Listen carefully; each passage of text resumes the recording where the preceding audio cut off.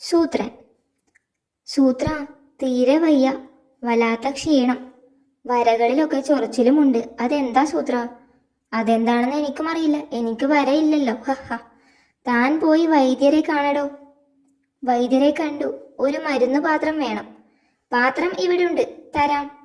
ഏതെങ്കിലും പാത്രമല്ല, നീല വരയുള്ള മത്തങ്ങയുടെ തോടുകൊണ്ടുള്ള പാത്രം തന്നെ വേണം. അതിവിടെയില്ല, വേറെ ആരോടെങ്കിലും ചോദിക്ക്. എനിക്ക് തീരെ വയ്യടോ. എന്നാൽ താനിവിടെ ഇരി, പാത്രം ഞാൻ സംഘടിപ്പിക്കാം.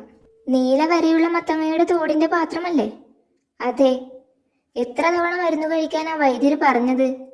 ഒരു തവണ കഴിച്ചാൽ മതി. മത്തങ്ങ തോടിന്റെ പാത്രം തരാം. നീല വര നിങ്ങൾ വരച്ചോ. അത് പറ്റില്ല. എൻ്റെ അപ്പൂപ്പന്റെ കയ്യിൽ അങ്ങനെ ഒരു പാത്രമുണ്ടായിരുന്നു. എങ്കിൽ അപ്പൂപ്പനോട് ചോദിക്കേ.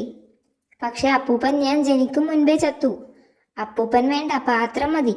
പക്ഷേ പാത്രം അതിന് മുൻപേ പൊട്ടി. 7 മലകൾക്കപ്പുറം 7 പുഴകൾക്കപ്പുറം അങ്ങനെ ഒരു പാത്രമുണ്ടെന്ന്. ഉണ്ടോ? ഒരു മുത്തശ്ശിക്കഥയിൽ കേട്ടിട്ടുണ്ട്. മണ്ണാങ്കട്ട മരുന്ന് പാത്രം കിട്ടുന്ന ലക്ഷണമില്ല. കടിയന്റെ ഗുഹയിൽ അങ്ങനെ ഒരു പാത്രം കണ്ടിട്ടുണ്ട്. പോയി ചോദിച്ചു നോക്കാം. ചേട്ടാ, നീല വരെയുള്ള മത്തങ്ങ പാത്രം ഒന്ന് തരാമോ?